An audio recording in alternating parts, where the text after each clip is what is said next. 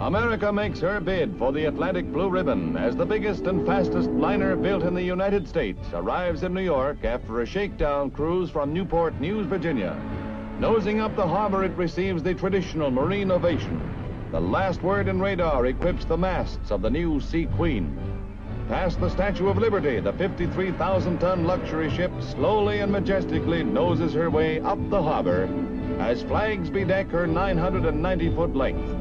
The huge proportions of the ship become apparent from the bridge, where an official welcome is extended by Mayor Impellitteri of New York to Commodore Harry Manning, who will command the vessel. The liner's speed has been kept a secret, but is known to exceed 32 knots. The vessel's maiden voyage to Europe will be made July 3rd. Meantime, New York's skyline greets America's shipbuilding triumph. She cost $73 million and represents the last word in luxury, and she also represents in her graceful lines Yankee shipbuilding know-how. If I could get in a time machine, there is only one destination for me, and that would be July 3rd, 1952, noon in New York at Pier 86. I would be aboard that maiden voyage. In New York, the liner United States is ready for her maiden transatlantic crossing. Mrs. Truman and Treasury Secretary Snyder wish bon voyage to Margaret Truman, Drucy Snyder, and her husband. The president's daughter will make a European tour with her friends. They are embarking on what is to be a record-making trip, for the United States is out to recapture the blue ribbon of the Atlantic. For those who sailed on her, it will be a day long remembered.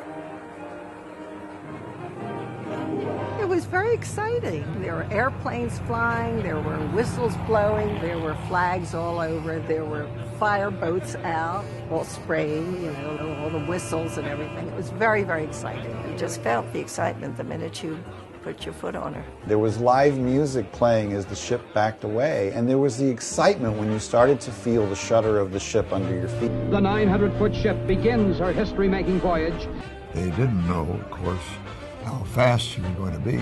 Would she take the blue ribbon? Would she beat the Queen Mary? Would it be in Yankee hands? We seemed to know from the start that she was out to break the record, and so there was an air of excitement. We waited by the radio, and my mom kept saying, no, not yet. I'll let you know when it's close.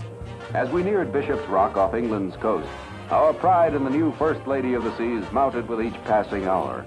Somehow we knew she would fulfill the role for which she was destined. You know, it was before we went to the moon, but this was its own moonshot in that day and age. From the chalk room to the engine room, a glorious effort was being made to prove America's merchant marine supremacy. It was about 1 or 2 in the morning. Margaret Truman, Drucy Snyder, and about 6 newspaper reporters, full of champagne. So I said, let's all go up to the bridge. Commodore Manning was at the wheel. He said, Miss Truman, we're about to break the record. Would you like to put your finger on the wheel? She very sweetly said, let Laura do it. So I put my finger on the wheel, and he said, now get out of here. I had my finger on the wheel for 1 second. That's right. We literally screamed with delight when the news flashed. SS United States smashes the Queen Mary's record. A trip in which she shaves 10 hours and 2 minutes off the record of the Queen Elizabeth, making the crossing in 3 days and 10 hours, an average of 41 miles an hour. America regains a proud heritage on the high seas. About 4,000 people have grandstand seats for the big entrance. In the last 100 years, it has been broken 29 times. By the Americans, by the British, the Germans, the Italians, the French, and now by America again. The news was flashed around the world. Headlines in Dublin, London, Rome, Stockholm, Copenhagen, Brussels, Geneva. For the first time in almost 100 years, an American ship flying the American flag had regained the transatlantic speed record. And they made it in just a little over 3.5 days. I can't imagine what happened in the home offices of the Cunard Line. so fast that the speed of the water sandblasted the paint from her bow. The captain of the Queen Mary had sent a telegram to the captain of the United States saying, well, this proves that your girls really are faster than ours. Heading westward now, bound for New York. This time, everybody suspected the United States was going to try to capture the record westbound, too. A new queen has been crowned. She is the liner United States, which holds a double Atlantic blue ribbon for speed. The $73 million luxury speedster makes the east-west crossing in 3 days and 12 hours from England to Ambrose Lightship, cutting 9 hours from the record held by the Queen Mary for 13 years. A royal welcome awaits the new monarch in New York Harbor as she steams to her berth.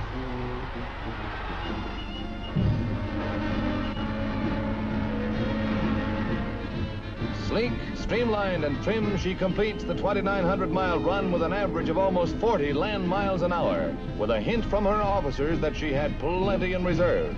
President Franklin of the United States Lines and Grover Whalen congratulate Commodore Harry Manning, the skipper, on bringing back to America the Atlantic laurels for the first time in 100 years. A clean sweep for America's new Queen of the Seas. It smashed the record, this time by as much as 10 hours. The race was over. We were back in New York, and we'd brought home the bacon. On her return to New York City, nearly everyone seemed to turn out to see the sleek new ship glide into the harbor with a fireboat and huge harbor craft escort. Her owners were awarded the Hales Trophy, symbolic of the blue ribbon of the Atlantic, and her crew paraded up Broadway for the traditional Heroes' Homecoming. And that was a great symbol of national pride for the country who held the blue riband. That's at a time when these things actually mattered. The United States sailed from July 3rd of 1952 until November 7th of 1969. When she went in for an overhaul was the summer 1969. Like in the movie King Kong, the man said, looks like the airplanes got him. I guess the airplanes got the great passenger ships. She was withdrawn from service because of the urging of the United States Lines. The famous jet came along in October 1958, ubiquitous silver tube, and stole it and made it to 6 hours instead of 5 days. So one by one, American passenger ships were being pulled out of service. The government, which often subsidized these ships, was realizing that in future aircraft would probably move military troops and cargo. And then ultimately in 1969, in November, she arrived in New York, disembarked her passengers. She was to go to Virginia for her annual overhaul. And when she got down there, United States Lines finally made the decision to pull the plug.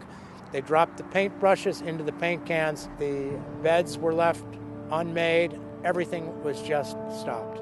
They hermetically sealed her, dehumidified her, and that's the way she sat for years and years and years.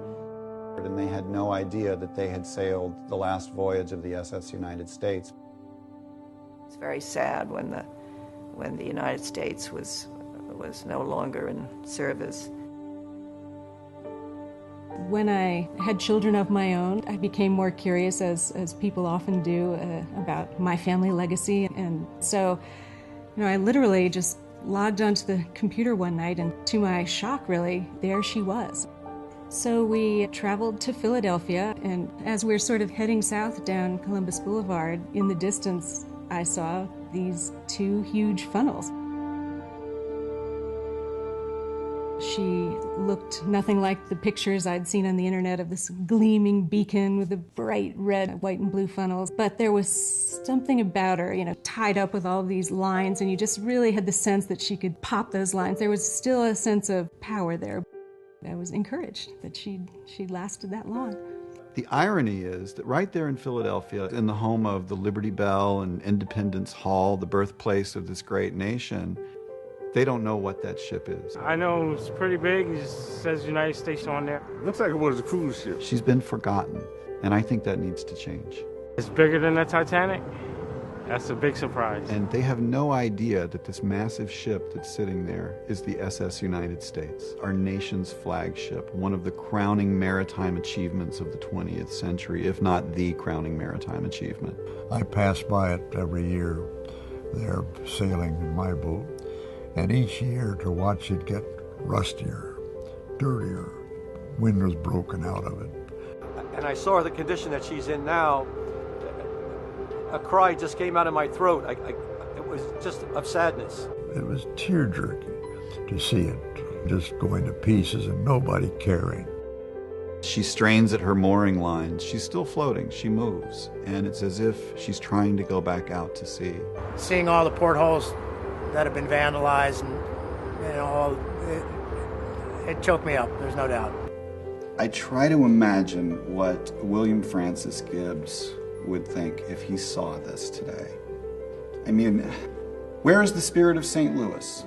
It's hanging in the Smithsonian. Where is Eli Whitney's cotton gin? It's been preserved. A ship of that quality, of all of the innovations that it had, of all of the history that it created in its very short term of life as a working vessel, it didn't deserve that kind of treatment.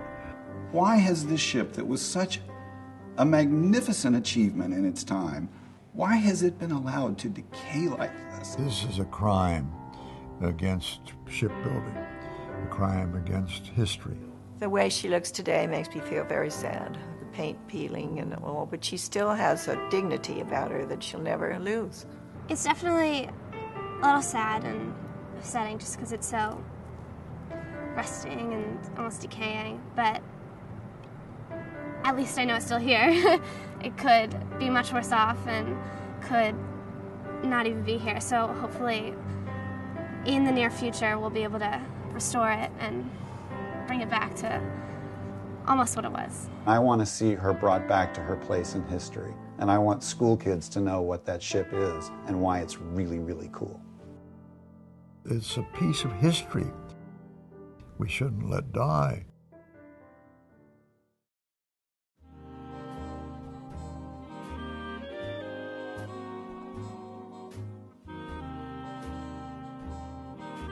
Visit SaveTheUnitedStates.org to take part in the restoration of the SS United States in a very personal way. From your web browser at SaveTheUnitedStates.org, you can explore a detailed rendering of the ship and zoom in to select the piece of the ship you wish to save for only $1 per square inch. You can personalize your part of the ship by posting your own images and words. In addition, you can even select badges and colors to make your piece of the ship stand out.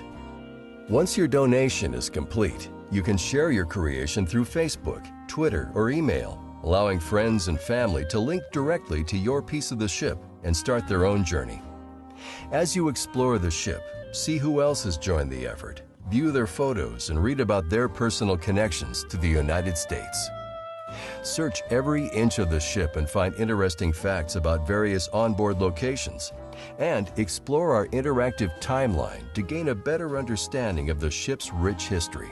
Going beyond your donation, anything you discover at SaveTheUnitedStates.org can be shared through social media to help spread the word. A simple $1 donation can save a specific piece of America's flagship for yourself, your children, or your grandchildren. You can start right now from your computer. Go to SaveTheUnitedStates.org to help restore America's flagship. Remember, SaveTheUnitedStates.org. Thank you.